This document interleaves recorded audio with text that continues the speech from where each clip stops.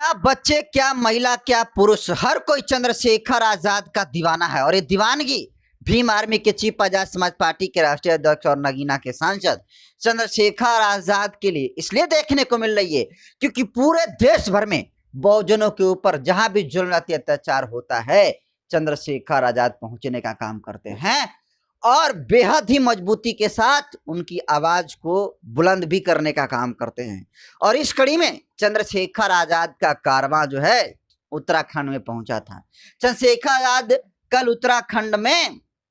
तिरंगा यात्रा निकाले हुए थे और तिरंगा यात्रा में गजब ही लोगों की भीड़ जो है चंद्रशेखर आजाद को उत्तराखंड में देखने के लिए उमड़ी थी। तभी जो है कुछ महिलाओं का झुंड चंद्रशेखर आजाद के पास आता है और सारी महिलाएं, लगभग सैकड़ों महिलाएं अपने हाथों में राखी ली हुई रहती है और वो चंद्रशेखर को कहती है कि भैया आप अपना हाथ जो है आगे बढ़ाइए। फिर क्या था, चंद्रशेखर आजाद महिलाओं की बात मानते हैं और अपने हाथ को आगे बढ़ाते हैं। वैसे ही सभी महिलाएं, माताएं, बहनें चंद्रशेखर आजाद को राखी बांधने का काम करती है और चंद्रशेखर को राखी बांधते हुए महिलाएं कहती है कि भैया आप जो है भाई से भी बढ़कर हम लोगों को रक्षा करने का काम करते हैं, हमारी आवाज को उठाने का काम करते हैं, इसलिए आप भी हमारे सगे भाई से कम नहीं हैं। चंद्रशेखर आजाद इस बात पर कहते हैं कि मैं ये बहनों का रक्षा सिर्फ राखी बांधने तक ही सीमित नहीं है। अगर आप राखी बांध रही हैं तो आप मुझे सीमित कर रहे हैं। आप की रक्षा चंद्रशेखर आजाद बिना राखी बांधे हुए भी कर सकता है। और भाई साहब, जब ये बात चंद्रशेखर कहते हैं तो इस सोशल मीडिया पर वीडियो वायरल होती है और वीडियो वायरल होने के बाद कई तरीके से बातें चंद्रशेखर के बारे में चल रही है। एक तबका है जो चंद्रशेखर को यह कह रहा है कि चंद्रशेखर आजाद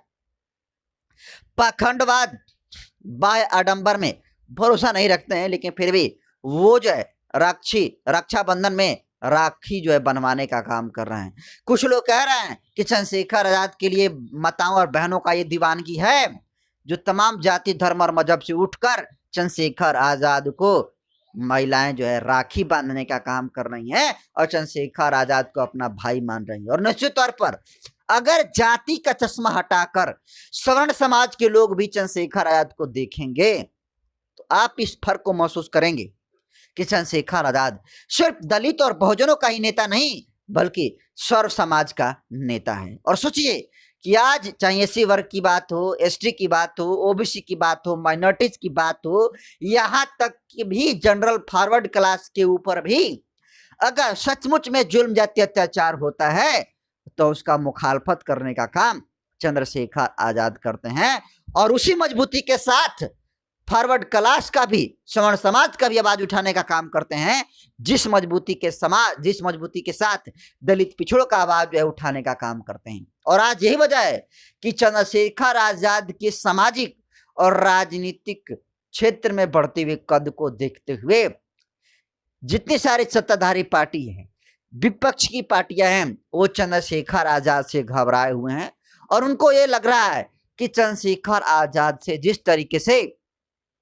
एक तरफा इनका ग्राफ बढ़ रहा है, जिस तरीके से लोगों का जन समर्थन चंद्रशेखर आजाद का संगठन भीम आर्मी और पार्टी आजाद समाज पार्टी को मिल रहा है, कहीं ये आदमी आने वाले समय में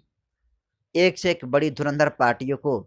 शिकस्त न कर दे, उनको परास्त न कर दे, उनकी हवा न टाइट कर दे। और ये वजह है कि चंद्रशेखर आजाद पर तरह तरह की बातें ये लोग आरोप लगाने का काम करते हैं। कोई कहता है कि चंद्रशेखर आजाद चंदू है तो कोई कहता है कि चंद्रशेखर आजाद भाजपा का बी टीम है, जबकि चंद्रशेखर आजाद जितनी मजबूती के साथ भारतीय जनता पार्टी का मुखालफत करते हैं, जिस तरीके से आंखों में आंखें डाल करके सवाल खड़ा करने का काम करते हैं, ऐसा शायद ही कोई नेता हो जो भाजपा के खिलाफ में इतने मुखर तरीका से अपनी बात को जो है सार्वजनिक मंच पर कह सकता है। क्योंकि सबको पता है कि आज के दौर में बीजेपी और आरएसएस के खिलाफ में बोलना जेल में जाना है,